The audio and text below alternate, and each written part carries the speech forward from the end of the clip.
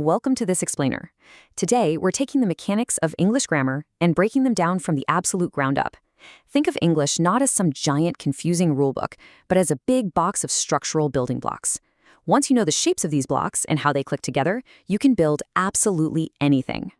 Here's our roadmap for today. We're going to cover vowels and consonants, singular and plural nouns, pronouns and be verbs, the power of not, and finally, asking English questions. All right, kicking things off with section 1, vowels and consonants, the building blocks of words. So out of the 26 letters in the alphabet, there's a pretty strict division. You've got 5 main vowels, A, E, I, O, and U. Think of these as the absolute engine of every single English word. You literally cannot build a word without at least one of them. Then we have our 20 standard, reliable consonants. But hold on, 5 plus 20 is 25. So what about that last letter? Well, that brings us to our rogue agent, the special letter Y. It's kind of like a master of disguise. Sometimes it acts exactly like a vowel, like in the word bicycle, where it sounds like an I, or pretty, where it gives you an E sound. But if you stick Y right at the beginning of a word, it makes that hard yes sound, like in yes or you, and acts totally as a consonant. So the golden rule, A, E, I, O, U, and yeah, sometimes Y. Moving right along to section 2, nouns, one or many, quantifying our world. Okay, let's take those letters, snap them together to form nouns. You know, the people, places, things, or animals around us, and figure out how to count them. When you're dealing with just one singular noun, you need a tiny building block right in front of it. We use A before words that start with a consonant sound. Think a banana or a cat. But if the word starts with a vowel sound, you swap that out for an. Why? It's purely for the flow. Try saying a apple. It feels a bit clunky, right? An apple or an egg lets you blend it perfectly, so it just flows out as one unified rapid sound. But what if you have more than one? For plurals, the standard rule is super easy. Just slap an S on the end. 1 book, 2 books. Simple enough. However, there are a few specific mechanical rules to watch out for. If a word ends in a really heavy sound, like CH, SH, X, or SS, you literally need to take an extra breath to say the plural. So we add ES. A match becomes matches. A box becomes boxes. And definitely keep an eye out for those special O words like potatoes, tomatoes, and volcanoes. They absolutely demand an ES ending too. Now for section 3, pronouns and be verbs, the characters and the action. This is where we really start seeing the essential grammatical math of the language. I pairs with am. He, she, and it pair with is. And you, we, and they pair with are. But here's the thing. Native English speakers love to speak quickly. So instead of carefully pronouncing I am, we squeeze those blocks together into quick, natural contractions. I am snaps right into I'm. He is becomes he's. They are becomes their. Honestly, mastering these contractions is your ultimate shortcut to sounding completely fluent.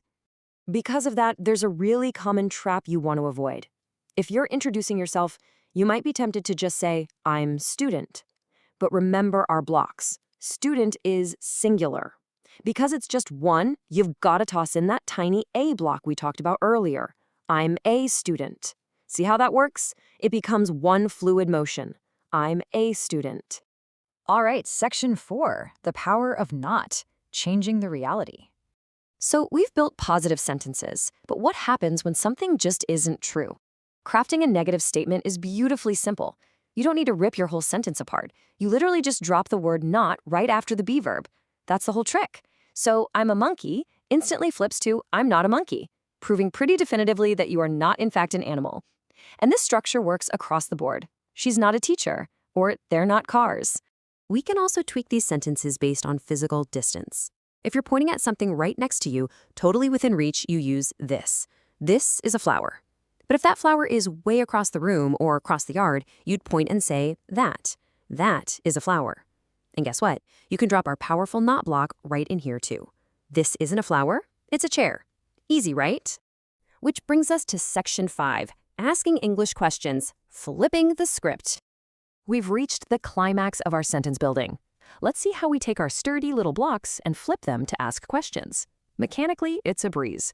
To turn the statement, he is a doctor, into a question, you physically grab the be verb, is in this case, and move it straight to the front of the line. Is he a doctor? But the real secret, the thing that makes it sound totally natural, You have to actively raise your vocal intonation at the very end of the sentence. Is he a doctor? Your voice going up is the universal audio signal that you're asking a question. Now, when someone throws one of these flipped questions your way, you've got to answer. A positive answer is straightforward enough. Yes, I am.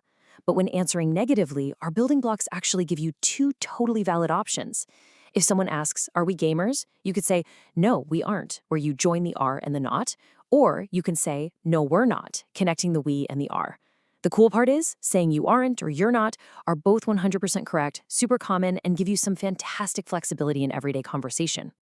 So, looking at all these foundational blocks, from the mighty vowels that power our words, to the be verbs that give them life, to the flip that turns a statement into a question, are you ready to start building your own sentences?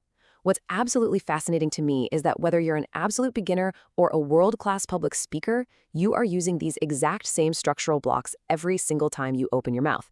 The only question left is, what will you choose to build next?